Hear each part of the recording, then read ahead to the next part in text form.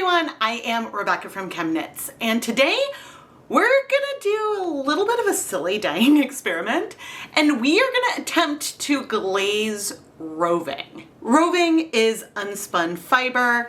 It is thicker than yarn would be, but has no twist in it. So therefore, it doesn't have as much surface area as a skein of yarn might, but it also doesn't have the resist of the twist to prevent things from sinking through the fibers. When I say I want to create a glaze, what do I mean? A glaze is a dye application where you have the dye strike to the yarn so fast that you get a shallow layer of color on the outside of the yarn, but the colors don't really penetrate all the way through the fibers, resulting in this airbrushed look. And in this particular example, when I bring in a black light, because the color I dyed on the bottom is fluorescent and the glaze is not, you can really see that contrast of that shallow layer of the pink glaze. Now, will this work on roving? I don't know. We kind of have to try just for science, right? So a single ply yarn, like the example that I showed, is really great for glazing because it's thick and therefore there's a lot of fiber on the interior of the yarn strands. Now our roving is also very, very thick, but I don't know how well this is gonna work. So I'm gonna try to set us up for success in the best way that I can. Now, the final thing before we get started is, why would we want glazed roving? When you're gonna spin it, if you have color that's just like on the outside here and none on the interior, that's gonna end up, gosh, I don't know how it would spin. It could end up with like almost like a thread of color spiraling through that could be kind of cool. But in theory, a lot of the fiber would remain undyed, which isn't necessarily what we want. So my plan is to try to dye this, and then we'll probably over dye it to make a finished something that is pretty, but we'll see. We'll see how the result feels. The fiber we're going to be dyeing today is Knit Picks Swish Roving. This roving is 100% superwash merino wool, and I picked it to set us up for success. Since dyes bind to superwash yarns and fiber faster than they do non-superwash, using a superwash roving, we're more likely to see our colors bind just to the outside and not the inside. Now, I think that if I were to dye it dry just like this, we probably wouldn't get much glaze because I think that the color would just go all the way through. But the thing I'm going to do to really set me up for success is I'm going to braid the roving and therefore create a little bit more resist. And the other reason why I'm choosing to do this is that if I put all the yarn fiber in the pot like this, there's going to be fiber sort of on the interior that won't have as much access to the dye and maybe won't get color. So I think that if I do this, we're more likely to get this quote glaze around all of the fiber. And we're also going to be protecting the roving in the dyeing process. And so I think that it will be good. And I've dyed, braided roving like this many times. I do really like the overall result. Now the next thing I want to do to set myself up for success is going to be to pre-soak our fiber. And I want the fiber to be wet already because having some water in there will provide a little bit of resist. Because if we take a damp yarn or fiber that has some water in it already and put it in a dye bath, it's not going to soak up quite as much liquid as it might if it were dry to start with. And so I think that that makes us more likely to see a glaze. Now, I'm going to let this pre-soak at least 30 minutes. It'll probably be a couple of hours though before I actually go ahead and dye it. The final thing is, even if we get this airbrushed layer onto our fiber, by the time it dries, the fibers could have shifted in position relative to one another. So the airbrushed feel might then just start feeling a little bit more pastel. So I don't know if the result is one that will actually be beneficial in roving, because the final yarn definitely won't feel glazed once you spin it. But for science, we gotta try. I'll see you in a little bit. How do I know what colors are good candidates for glazing yarn? Well, a lot of this has come up by trial and error. Over the years, sometimes if I go and try to dye a tonal and I notice, gosh, that yarn soaked up all the dye before I even added heat. I did not get an even color. I ended up with a very tonal layer of color when maybe that wasn't my intent. If that color is striking that fast, it's probably a good candidate for glaze. You want your dye to strike to your fiber as soon as they come into contact. And so colors that I know can work well with this include DHarma's True Black, Dark Navy, Teddy Bear Brown, Pink Orchid, Forest Green, Deep Magenta, Royal Purple. Did I already say Dark Navy? Just off of the top of my head, those are some that I've had great success with. Some colors that would be very poor at glazing yarn are any dyes that take a long time to strike, and ones especially that are known bleeders or are ones that would cause back staining. I'm looking at Caribbean blue, emerald green, fluorescent fuchsia.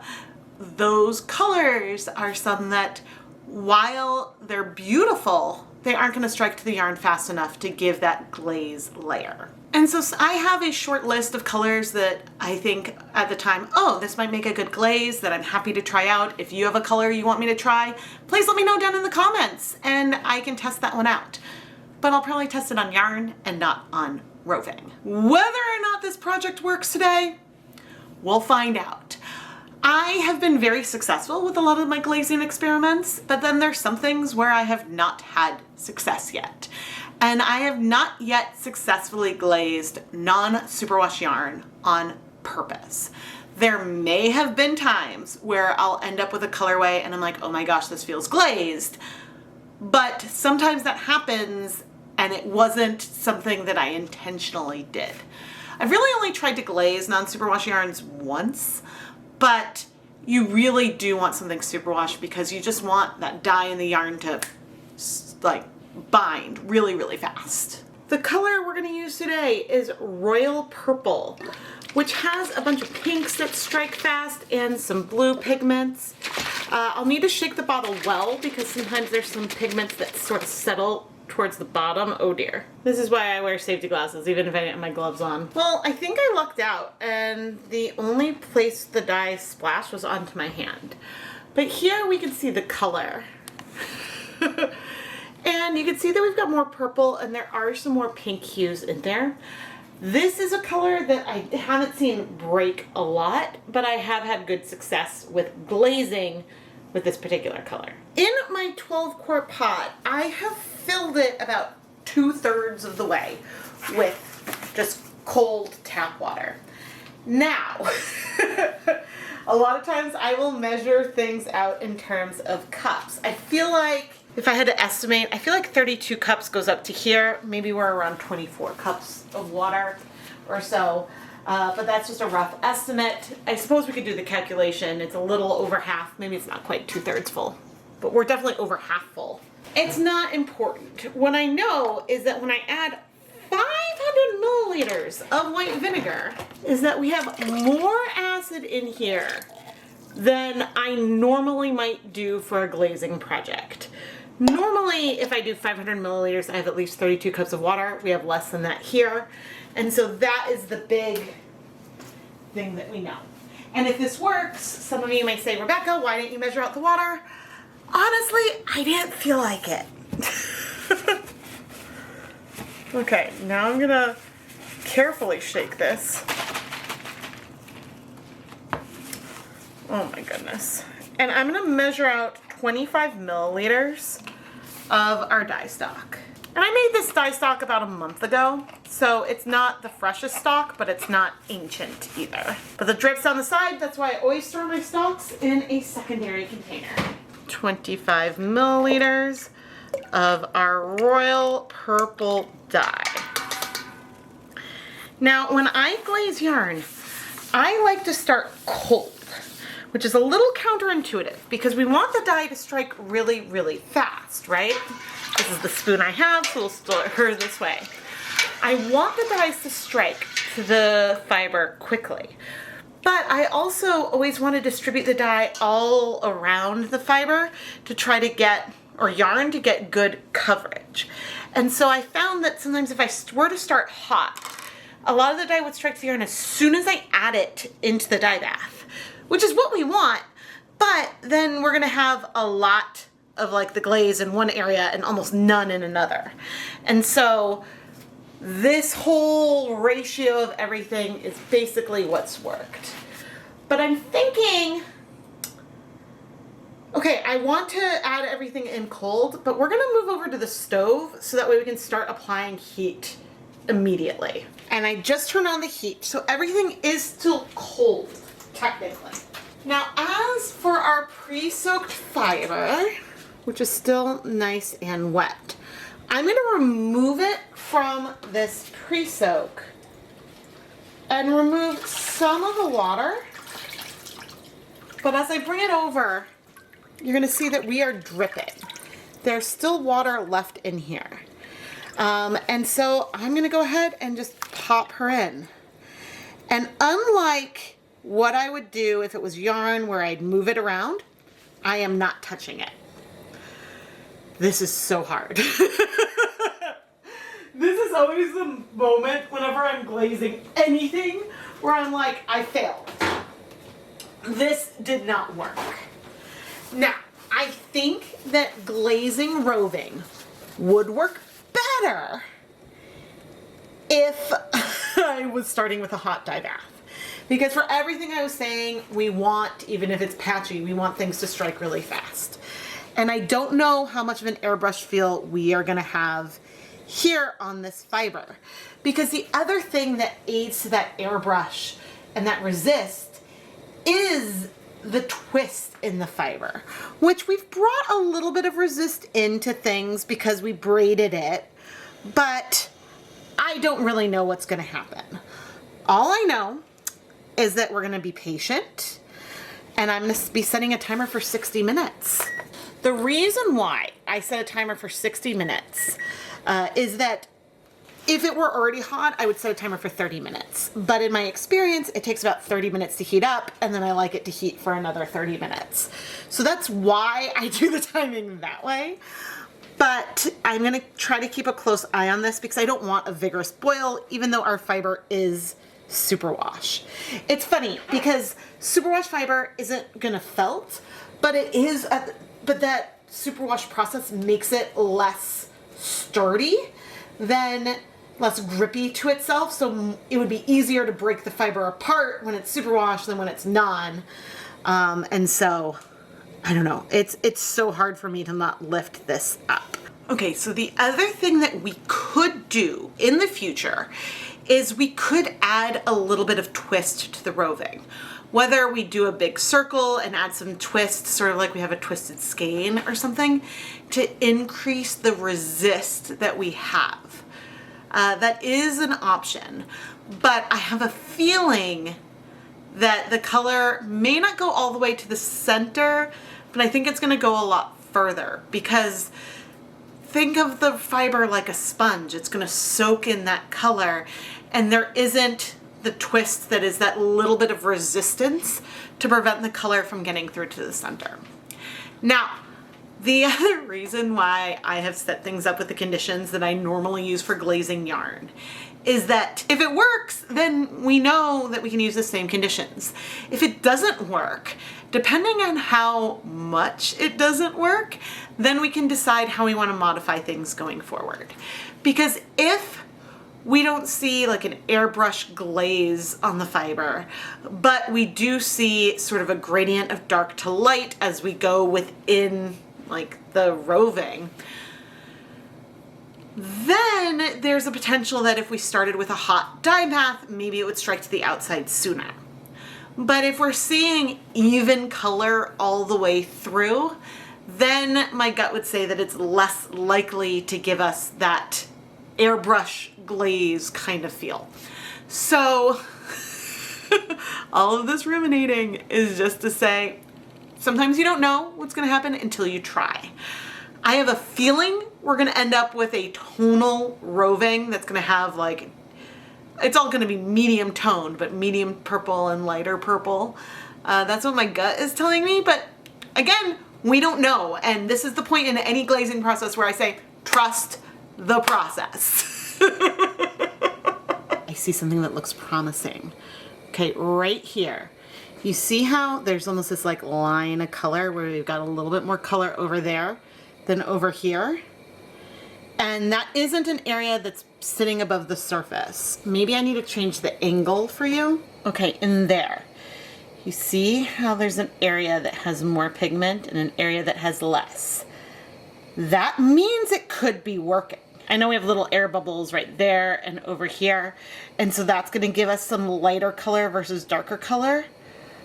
But it's in this one section that is all submerged where I am seeing what looks like a glaze coming through. Oh my goodness, this might actually work. It's been an hour and we've got evidence of glaze. Let me turn off the heat. I know we're looking through the steam, but see in here, we see color just on like the top. And over here, you see where it just looks like some strands have color and others don't? Oh my gosh. Some of the more pastel areas that you can see showing through are due to some of the fibers floating and being at the surface. Some, like here, is due to the folding and the resist. But you can see our dye bath is clear. We do have a little bit of color around the edge, but that is so exciting. Okay. I don't want to move things too much because I'm afraid once I do, we're not going to be able to see what is like real, real glaze that we do have here versus what is going to feel like, I don't know, anything else. Like color moving and shifting because I've drafted the fibers against each other a little bit. So I'm gonna let this cool until it doesn't need to cool completely, but I wanna let it cool enough so that way I can reach my hands in and bring the yarn or the fiber out. But I can't believe that this worked. I shouldn't be so surprised, but I was just so unconfident that this was gonna work. And I guess that's always the way I feel when I put something into a glaze. But okay, I will see you in what is now gonna be a couple of hours probably for this to cool off a bit. This feels a little precarious, but, oh, I forgot how slippery superwash fiber is when it's wet. Okay, where you can't take that good of a look at it while it's wet, but you can see we have evidence of glazing. It's clear that most of the color is on the outside of our fiber. What I don't want is for it to all kind of fluff off onto my hands because, again, that's kind of what superwash fiber does. The strands almost feel like slippery. Oh my God, look at that beauty right there. Those streaks.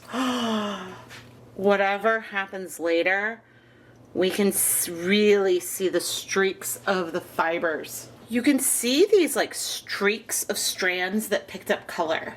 And the thing that's really interesting to me is that because of the striping on here, it feels like the same fiber.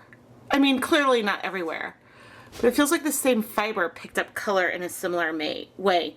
Maybe because some of those fibers were just a little bit away from the rest, but oh my goodness. This is wild. Okay, but now I'm gonna add just a tiny bit of some dish soap to here. The other thing I definitely see here in this fiber is I feel some more like pink fuchsia tones. I feel more deep purple, almost navy tones.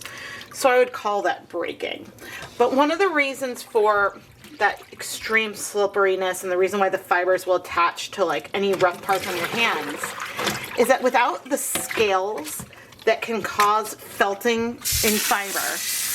Without those scales being present, there's nothing for the yarn to grip to itself. And therefore it is just this silky mess that is very slippery. And it can be slightly harder to spin, not impossible. But anyway, we don't have any color bleeding, which is great. But now I'm going to take this fiber and pop it through my spin dryer. So that way I can remove carefully a bunch of this water. It's really hard to examine roving while it's wet. But you can see maybe some of the strands that just stick to my hands. And ultimately it's not very much, but it's something, right? There's a little bit that just got stuck in the water there. And so maybe that's why we end up with these streaks, is because there's some strands that are like, ooh, I'm not connected, I'm just gonna float wild like a flyaway. And so that's my hypothesis there. Yeah, because otherwise I have no real explanation of what happened there. But oh my gosh, can you imagine? I don't know what this will spin up like. I am really excited. I don't think I'm gonna layer anything else on it. I think we're gonna leave it as is. It'll get fluffier once it dries completely. It's still damp. I'm gonna hang it up to dry and we'll come back and take a closer look at this because it's awesome. This is our fiber, now dry, exactly how it was dyed. I have not unbraided it or rebraided it yet. And we do see pockets of resist from the way that the braid, I guess, is. You know, you can see that there are some light patches, especially in areas where it's a little bit tighter. But kind of ignoring the areas where we have just no pigment, on the areas where we do, we have dark areas and less dark areas. And this is our glaze. That color, if I open this up, there is no color in the center. The color is very much on the surface. You really feel like you can see through those fibers. And I think that the fibers that were a little bit looser, yeah, because if I go into here, you can see that there's not very much color in there. The fibers that were a little bit looser and on the exterior, and maybe not on the interior where the fiber was bunched up, that absorbed the color first. So now I need to find the end to unbraid it. And it's funny because in some areas where you can see the fibers move, like here you can see, oh, there's some lighter fiber. You know, the fibers are now going to sort of shift just because that's what it's going to do. And oh man, this fiber is gorgeous, but I also feel like it's a little deceptive because there's a lot of color here, but it is very much on the outside. And so when it's spun, there's going to be a lot of white with, gosh, there's going to be hints of purple drawn in, depending on exactly how you draft or spin it. But again, if we come here to one of the darkest sections, that dark color, yes, there's some pink in there, but the dark color doesn't even go all the way through this little section that I pulled. You know, it is mostly pastel over there. And so for my listing photos, I'm trying to show photos like this to show that that color is very, very shallow, but still so, so fun. Now, as I go ahead and just fluff it, it doesn't really need a lot of fluffing. I just want to see what it looks like when the fibers are not quite twisted, and you can see that there's just a little bit of shape from how it was in the, I guess, braid. But I feel like you could potentially get a similar effect in your spun fiber if you were to take like a pastel pink and white fiber and then have a dark purple one that occasionally you bring a few strands of that deeper color into your fiber. you know, and so then you can draw that through a little bit. I don't know how much sense I'm making there. But the other thing that is cool is we definitely have breaking. There are areas that are more pink and more blue. And so that's really fun. And therefore, I am really, really happy as I go to braid it back up again. I am so happy that I did not dye the whole thing another color, because then we can really see all that variation. Now, as I braid this up once again, I want to give a huge shout out and thank you to all of the ChemKnits patrons, including Jessica Parco, Dawn Jans, Tamaris Fanes, Bernadette Crum, and the rest of the names you see on the screen right now. Patreon is a wonderful platform that connects viewers with content creators, and not only are you supporting the content, but I offer some cool perks, such as giving input for the direction of this Dyepot PS series, behind the scenes sneak peeks, and more. You can find more information over at patreon.com/ChemKnits. I really didn't think this was going to work this well. I mean, I had reason to believe, like, dyeing single ply yarn, getting a glaze on a single ply yarn is way easier than getting a glaze on other yarn, because the surface area to volume ratio is lower. The less surface area you have, the more fiber you have on the inside, the more likely you are to get a dramatic type of glaze. Now, I'm really happy that I did this on the crochet chain of Roving, because I think that distributed the pastel areas throughout a little bit more.